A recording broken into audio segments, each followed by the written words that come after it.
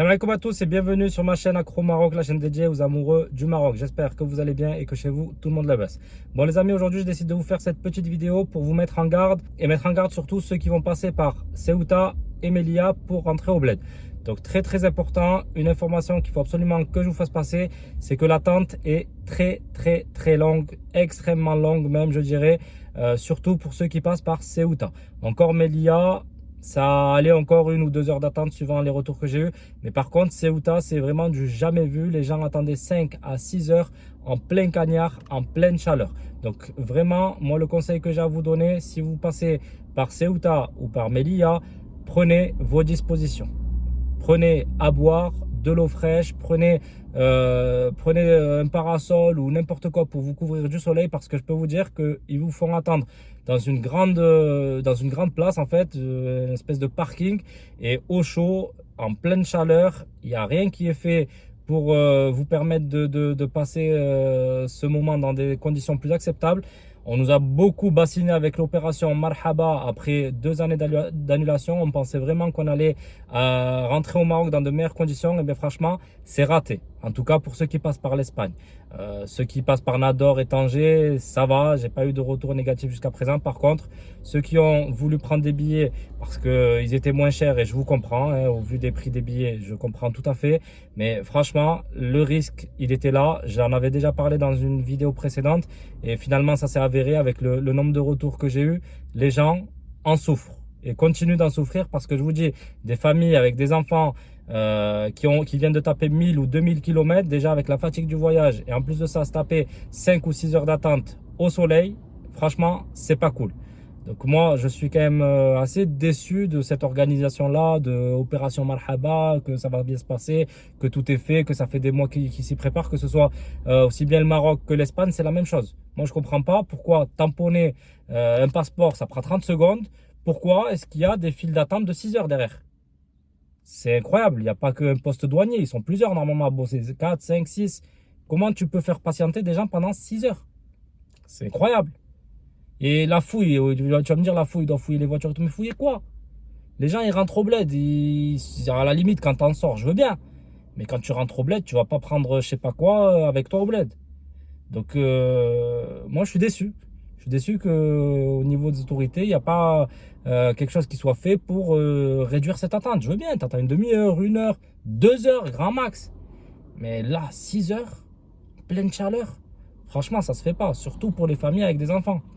Alors après, je sais que certaines familles ont décidé de s'adapter un petit peu. Il y en a qui laissaient le mari dans la voiture et s'occupaient de passer la voiture et de tamponner le passeport, pendant que la femme avec les gosses, elle partait et traversait la frontière à pied pour ensuite essayer de trouver refuge, entre guillemets, à Tanger ou à Nador, en prenant un hôtel si c'est par exemple de nuit pour se reposer, ou même de jour. Il y en a qui prennent un hôtel de jour pour se reposer après la longue route et puis la longue attente qu'il y a eu derrière. Ou évidemment aussi d'autres qui vont essayer de passer le temps autrement, ou essayer de s'installer dans un café, dans la clim, à l'ombre, etc., pour essayer de pas finalement rendre malade les enfants. Parce que les enfants au soleil pendant 5, 6 heures, après une traversée de bateau qui a duré je sais pas combien de temps, plus tout le trajet qui a duré aussi je sais pas combien de temps, les enfants ils vont arriver lessivés au bled. Et pas que les enfants, hein, je parle des parents aussi. Celui qui a conduit, quand il n'y a que le mari qui conduit, qui s'est tapé 2000 km, il n'a pas envie de se taper encore 6 heures d'attente en pleine chaleur.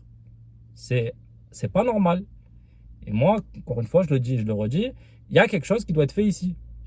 On n'est pas du bétail quand même. On souffre de la chaleur quand il y en a énormément. Et là, il y a rien qui est fait. Il n'y a même pas des endroits à l'ombre où tu peux te poser tranquillement et essayer de passer ce moment désagréable au moins à l'ombre. Même ça, il n'y a pas. Tu galères en pleine chaleur. Donc moi, je sais qu'avec les retours que j'ai eu, il y a beaucoup de monde qui a regretté de finalement avoir pris des billets moins chers et être passé par Melilla ou Ceuta. Il y en a beaucoup qui m'ont dit, écoute, moi j'aurais préféré rajouter les 200 euros, 300 euros qui les différenciaient du passage par Nador et Tanger. Au moins j'aurais été tranquille, au moins mes enfants ils auraient pas souffert, au moins moi j'aurais pas galéré pendant 6 heures en pleine chaleur. Donc je sais que beaucoup regrettent. Alors maintenant, si votre billet il est acheté, vous pourrez plus à mon avis le changer, c'est trop tard. À mon avis, il y aura plus de place, surtout là avant l'Aïd, c'est plein. Encore ceux qui partent après l'Aïd, après le 10, je pense que ça devrait un petit peu se calmer. Mais là, cette semaine, là, début juillet, là, du 2 au 10 ou par là, ça va être blindé. Donc vraiment, si vous voyez cette vidéo, prenez vos dispositions. Moi, je fais simplement que de vous faire passer les messages et les retours que j'ai eus. Alors vous, pareil, partagez cette vidéo. Si vous connaissez des gens qui vont passer par Melia ou par Ceuta, faites-leur passer cette vidéo pour qu'ils soient au courant, pour qu'ils puissent s'adapter, qu'ils puissent prendre de l'eau, qu'ils puissent prendre, je vous ai dit, des parasols ou autre, ou qu'ils puissent s'organiser tout simplement, peut-être réserver un hôtel sur Tanger afin que la famille ou que les enfants puissent au moins aller se reposer dans un hôtel pendant que le papa reste dans la voiture pour essayer d'avancer doucement, parce que ça avance tout doucement, hein. C'est des files à coup de 50 voitures devant toi, donc je peux te dire que ils prennent leur temps pour faire passer les gens. Et ça, franchement, c'est pas normal. Franchement, c'est pas normal. Il faudrait que ce soit organisé différemment, parce que déjà, c'était comme ça les années précédentes, avant, il y a quelques années, quand on passait par Melia. Enfin, moi, déjà, je suis passé 1 ou 2 fois par Melia, et franchement, dès que j'ai vu ça, ça y est, je me suis dit, je passe plus jamais par là. Je préfère passer par Nador, je paye un peu plus. Mais au moins, je sais que quand je descends du bateau, ben, j'en ai pour 30 minutes ou 1 heure, pas 5 ou 6 heures. Voilà. Donc voilà, c'était le message que je voulais vous faire passer. N'hésitez pas surtout à le partager autour de vous. Il faut que tout le monde soit au courant de cette situation. Pensez également aussi à vous abonner à ma chaîne pour recevoir toutes mes nouvelles vidéos. Je fais énormément de vidéos qui concernent le Maroc. Donc abonnez-vous en masse. Là, pendant l'été, je vais envoyer. Je vais bientôt aller au bled. Moi aussi, je vais vous faire un max de vidéos une fois sur place. Donc abonnez-vous, c'est très important. Je vous remercie de m'avoir suivi. Je vous dis à très vite pour une nouvelle vidéo. Ciao!